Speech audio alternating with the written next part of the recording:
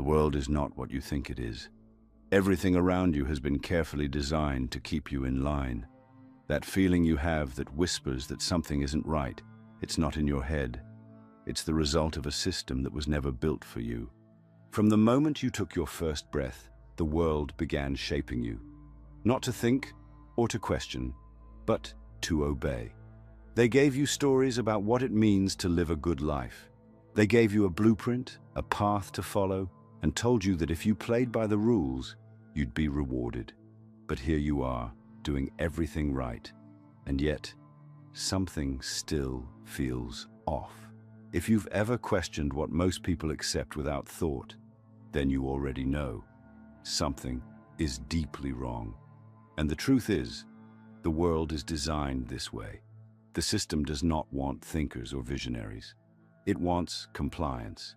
It wants efficiency and predictability. It does not want you to wake up. These aren't conspiracy theories. This is reality. A reality so deeply embedded into your life that you mistake it for the natural order of things. But now you're here, and that means you're starting to see. The cracks in the illusion are showing. The question is, will you keep pretending or will you finally wake up? Because once you see the truth, there is no going back. They don't want you to know this, but intelligence is not rewarded in society, it is suppressed. From the moment you enter the system, you are not taught to think, you are trained to comply. You are given instructions, given rules, given formulas to memorize, but never taught how to question the very structures that shape your reality. The smartest minds are not those who rise to the top. They are the ones most likely to be ignored, dismissed, or beaten into submission. The world was not built for people who see too much, who think too deeply, who refuse to accept the script they were handed. It was built for obedience, and the war against intelligence has been happening for far longer than you realize. Schools do not exist to educate you. They exist to shape you. From the first day you walk into a classroom, you are placed inside a system designed to mold you into a predictable, compliant worker. Your curiosity is stripped away, replaced with standardized tests, rigid structures, and meaningless repetition. You are not rewarded for asking why, you are rewarded for following instructions. You are taught that success is measured by memorization, not understanding. That intelligence is not about thinking differently, but about how well you can regurgitate pre-approved answers. The most obedient students are praised. The ones who challenge authority are labeled troublemakers. If you ever found yourself staring out the window, wondering why everything felt so dull, so slow, so painfully shallow, it's because the system was not designed to challenge you. It was designed to contain you. And it doesn't stop at school. It extends into every part of your life. The media floods you with distractions, keeping your mind too occupied to focus on anything real. Useless gossip, reality television, mind-numbing viral trends, an endless cycle of noise designed to prevent you from ever sitting in silence and asking real questions. The moment you start thinking for yourself, the system fights back. It bombards you with artificial urgency, keeping you trapped in a loop of low-level stimulation so you never notice the deeper truths hidden in plain sight. The most dangerous thing you can do in a world built on control is think for yourself. And that is why intelligence is not encouraged. It is feared. The system does not want independent thinkers. It wants people who follow the rules without question. Those who break free from the mental conditioning are labeled difficult, arrogant, or out of touch. The more you resist the programming, the more they try to pull you back in. Family, friends, co-workers, all conditioned to believe that stepping outside the boundaries is reckless, foolish, or even dangerous. They are not the enemy. They are simply doing what they have been trained to do. Protect the illusion. Some knowledge is too risky to share on YouTube. That's why we go even deeper in our private newsletter, Insights Academy, where we uncover what can't always be said here. You'll also receive a free copy of the Kybalion, a text that has guided those seeking hidden wisdom for over a century. Sign up at the link below while it's still available. Now you see it, you feel it. That sense of isolation, that frustration. that nagging feeling that something isn't right, it's all proof that you were never meant to fit into this system. And that is your greatest advantage. Because the moment you realize the game is rigged, you can stop playing by their rules. The world does not belong to those who obey. It belongs to those who learn how to think beyond the limits they were given. The only question is, are you ready to break free? You have felt it your entire life, the sense that you don't quite belong. Conversations feel empty, repetitive, predictable. The topics people obsess over seem meaningless.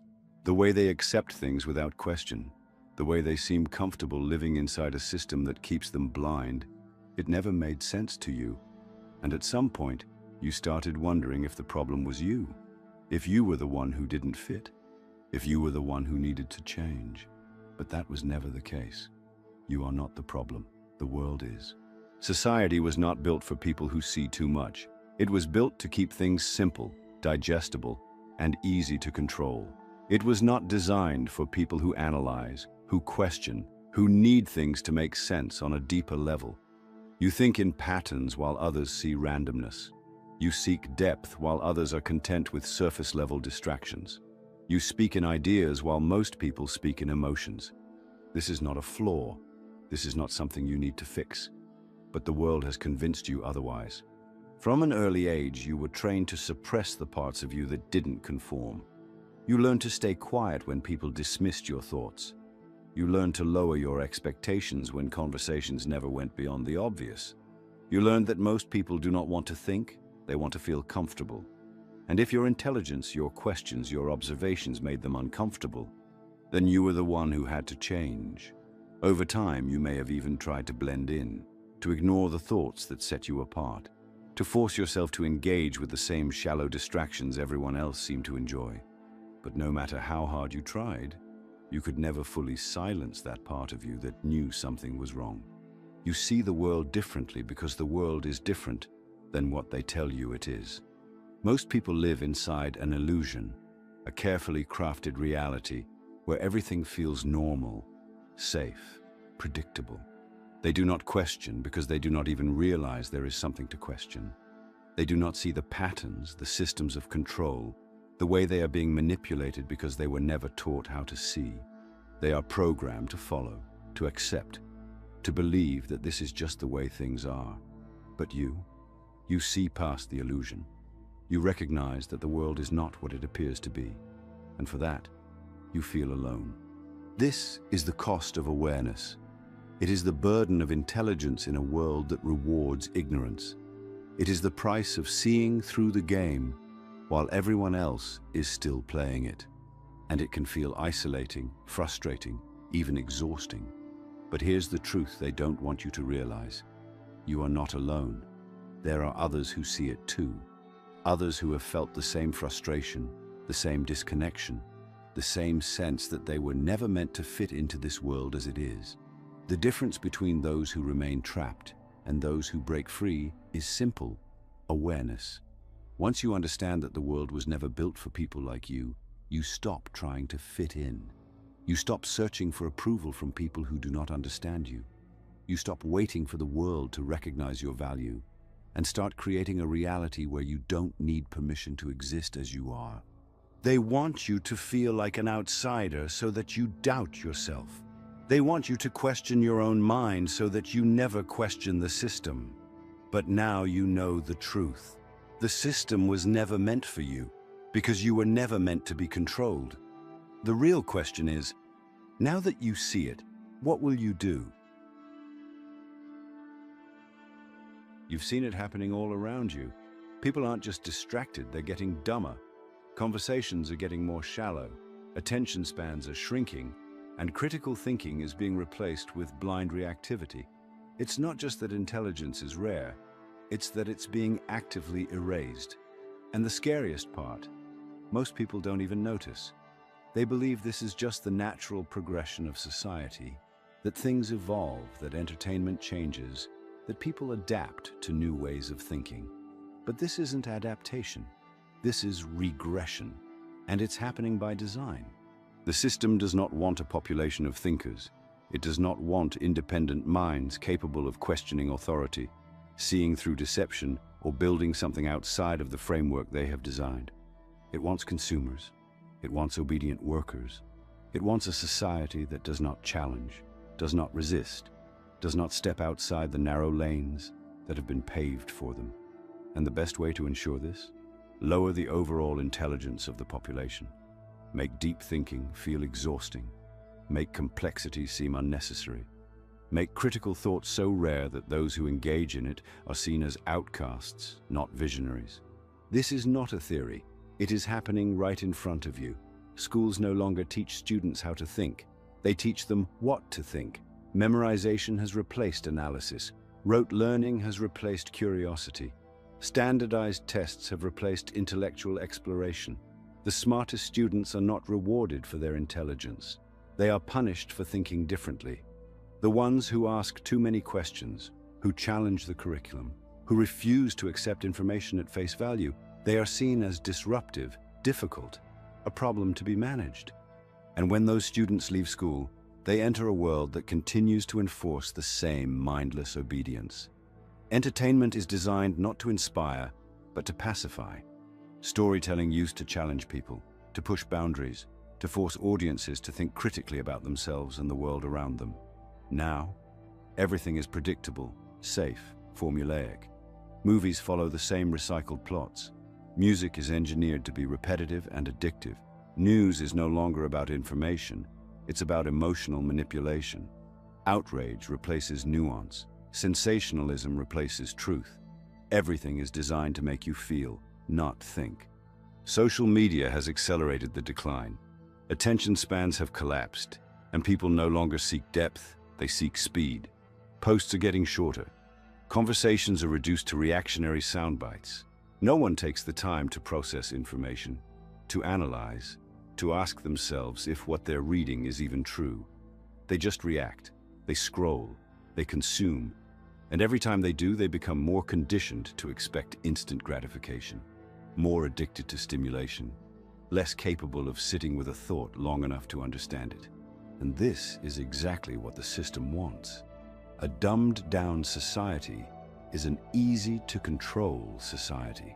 A society that does not think deeply is a society that does not question power. The less people analyze, the more they accept. The more they accept, the easier they are to govern, to manipulate, to turn into exactly what the system needs: mindless workers, addicted consumers, obedient citizens. And for those who see it happening, the frustration is unbearable. Watching people willingly surrender their intelligence, their ability to think for themselves, their very awareness of reality, it's like witnessing the slow death of civilization itself. But there's something the system didn't plan for. Some people are immune to this conditioning. Some people refuse to be dumbed down. Some people still think, still question, still recognize what's happening. If you've made it this far, that means you're one of them. You're not like the rest. You still have the ability to resist. But knowing is not enough. Awareness is only the first step.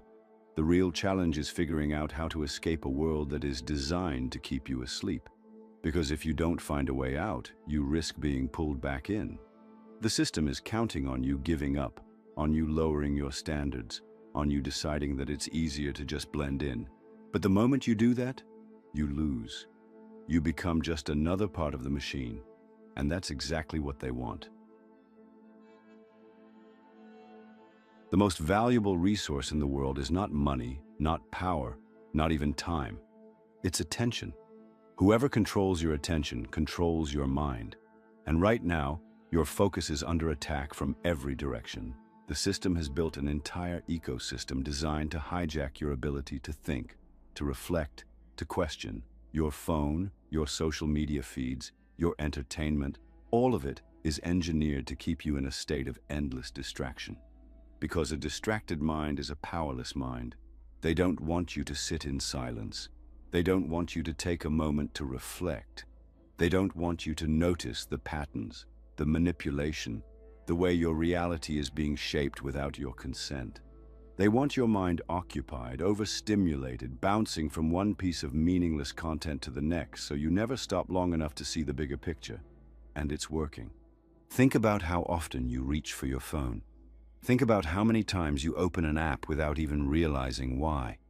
You tell yourself you're just checking something quickly.